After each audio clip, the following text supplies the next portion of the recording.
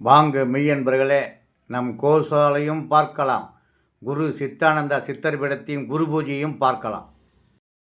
புதுவை அமிர்தா குரல் மெய்யன்பர்களே, புதுச்சேரி மாநிலம் கருவடிக்குப்பம் அருள்மிகு ஸ்ரீமத் குரு சித்தானந்தா சாமி கோயிலை இப்போது பார்க்கிறோம். பாரதி வந்து வழிபட்ட இந்த திருத்தலத்தில் பார்க்கிறோம். குரு பூஜை 188வது குரு பூஜை நடந்தது.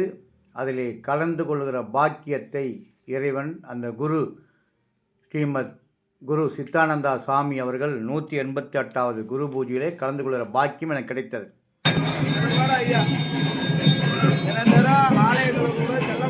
ஆலயங்கள்லாம் உள்ள நுழைஞ்சு மிக மிக சிறப்பான முறையில் பதிவு போகிறேன். இவரால் தான் நான் திருவான்மூரில் இருக்கிற பாம்பன் சுவாமிகளுக்கு அடுத்த வாரம் புறப்பாடு போட்ட பதிவு தான் எனக்கு சிறப்படைய செய்யுது. அதனால நான் போகிறேன். புதுச்சேரி பல வரலாற்றில் நிகழ்த்திருக்கிறது.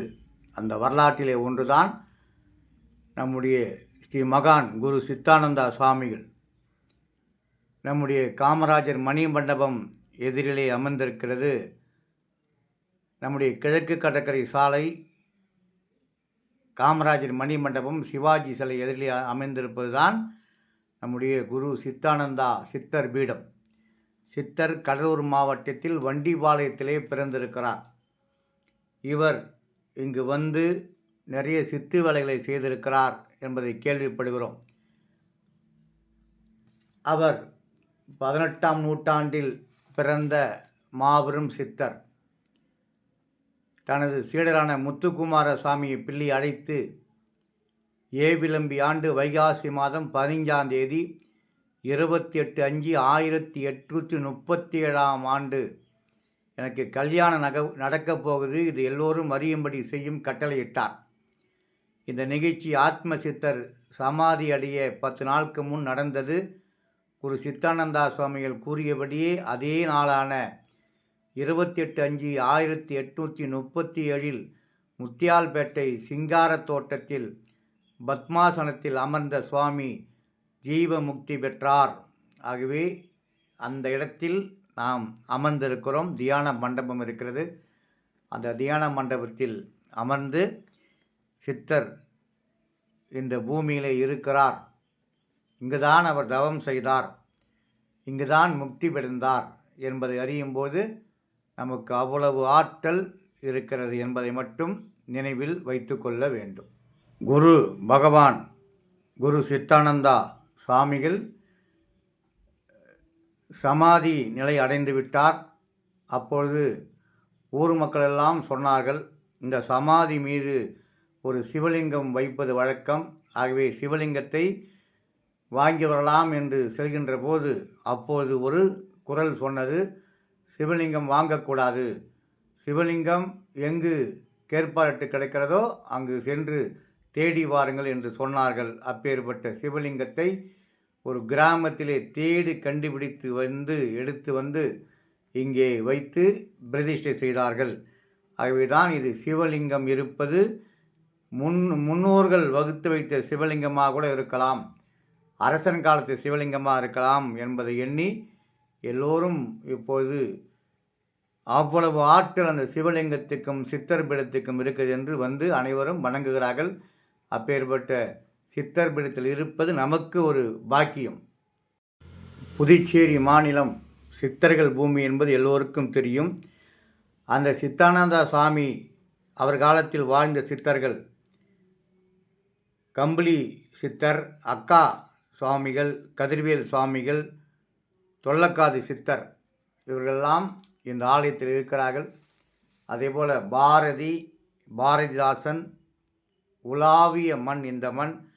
குறிப்பாக பாரதி அவர்கள் இப்போது கொஞ்ச நேரத்துக்கு முன்னால் அவர் அங்கு சிலை இருப்பதை பார்த்தோம்.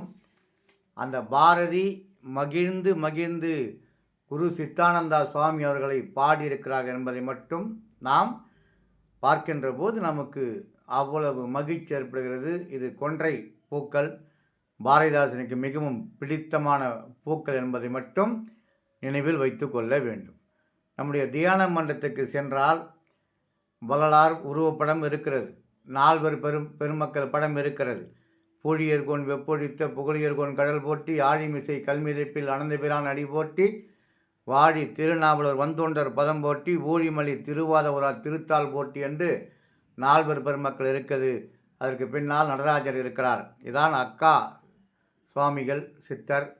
இவரும் புதுச்சேரியிலே ஜீவ சமாதி அடைந்தவர்கள். இப்படி எல்லோரும் இருக்கிறார்கள். நடராஜர் படத்தை பார்த்து தான் நம்முடைய அப்பர் பாடினார். குனித்த புருவமும் கொவ்வை செவ்வாயின் குமிச்சிரிப்பும் பனித்த தலையும் பவளம் போல் மேனியில் பால் வெந்நீரும் இனித்தமுடன் எடுத்த பொற்பாதம் காணப்பெற்றால் மனித பிரிவும் வேண்டுவதே இந்த மாநிலத்தை என்றார். இப்படித்தான் பத்மாசனம் போட்டு அமர்ந்து நான் இந்த நாளில் நான் இந்த பூமியை விட்டு செல்லப் போகிறேன், இறைவனிடம் செல்லப் போகிறேன் என்று வரலாறு சொன்னாரே, அதேபோல் தான் குரு சித்தானந்தா சுவாமி அவர்களும் சொன்னார்கள். ஆகவே இரண்டரை கலந்து விட்டார்கள் சிவனுடைய பாதத்தில் என்பதை நாம் நினைவில் வைத்து கொள்ள வேண்டும். அவ்வளவு சிறப்பு வாய்ந்த நம்முடைய ஆலயத்திலே தான் நாம் இருக்கிறோம். இந்த குரு பூஜை என்பது அவ்வளவு சிறப்பு. நம்முடைய அருமை நண்பர் சிவனடியார் திருவாசகத்தை எடுத்து செல்லக்கூடிய ஆறுமுகம் ஐயா இப்படி வீதி எங்கும் பார்த்தால் புகழ்பெற்ற சிவாஜி கணேசன் சிலை இருக்கிற இடம், காமராஜர் மணிமண்டபம் இருக்கிற இடம், அந்த இடம் இப்பொழுது நமக்கு அடையாளமாக தெரிவது சிவாஜி மணிமண்டபம், காமராஜ் மணிமண்டபம், சிவாஜி சிலை. ஆனால் முன்பொரு காலத்தில் நமக்கு அடையாளத்தை தந்தது குரு சித்தானந்தா சுவாமி 188 ஆண்டுகளுக்கு முன்னால். இப்போதுதான் சிவாஜி கணேசன் சிலை இருக்கிற இடம் எதிரிலே இருக்கிறது குரு சித்தானந்தா சுவாமியின் ஆலயம் என்பதை நாம் நினைவில் வைத்து கொள்ள வேண்டும். பாரதி வழிபட்ட தலம். பாரதி நிறைய பாட்டு பாடியிருக்கிறார். அதில் ஒன்றுதான் சித்தானந்தா சுவாமி திருக்கோவிலில், சித்தானந்தா சுவாமி திருக்கோவில் வாசலில் தீப ஒளி உண்டாம் பெண்ணே, முத்தாந்த வீதி முழுவதையும் காட்டிட மூண்ட திருச்சுடராம் பெண்ணே, உள்ளத்தழுக்கும் உடலில் குறைகளும் ஓட்டவரும் சுடராம் பெண்ணே, கள்ளத்தனங்கள் அனைத்தும் வெளிப்பட காட்டவரும் சுடராம் பெண்ணே, தோன்று முயல்கள் அனைத்தும் நட்டென்பது தோற்றமுறைஞ்சுடராம் பெண்ணே, 3 வகைப்படும் கால நண்டென்பதை முன்னறிடிஞ்சும் சுடராம் பெண்ணே, பட்டினத்திலும் பார்க்க நட்டென்பதை பார்க்க ஒளி சுடராம் பெண்ணே, கட்டு மனையிலும் கோயில் நட்டென்பதை காண ஒளிர் சுடராம் பெண்ணே என்று பாரதி அற்புதமாக பாடிய இந்த குரு சித்தானந்தா ஆலயத்தில் நாம் இருப்பது நமக்கு அவ்வளவு சிறப்பு என்பதை மீண்டும் மீண்டும் சொல்லி இந்த குரு பூஜையிலே கலந்து கொண்டோம். அவ்வளவு சிறப்பு இருக்கிறது என்பதை மட்டும் அங்கே கோசாலை பூஜை நடத்துவார்கள். அங்கே கோசாலை, அந்த கோசாலையிலே கலந்து கொண்டு சிவசிவ என்று செவரு முழுக்க எழுதியிருக்கிறார்கள். சிவசிவ என்றால் நமக்கு எந்த தீவினையும் இல்லை. தென்னாடுடைய சிவனையை போற்றி, எந்நாட்டவர்க்கு நிறைவா போற்றி, ஏகம்பத்தோரை எந்தாய் போற்றி, பாகம் பெண்ணோர் ஆணாய் போற்றி என்று சொல்லக்கூடிய அந்த குரு சித்தானந்தா சுவாமி மடத்தில், சித்தர் பீடத்தில் நாம் இருக்கிறோம். இங்கு புதுச்சேரியை பொறுத்தவரை 45 சித்தர்கள் ஜீவ சமாதி இருக்கிறது.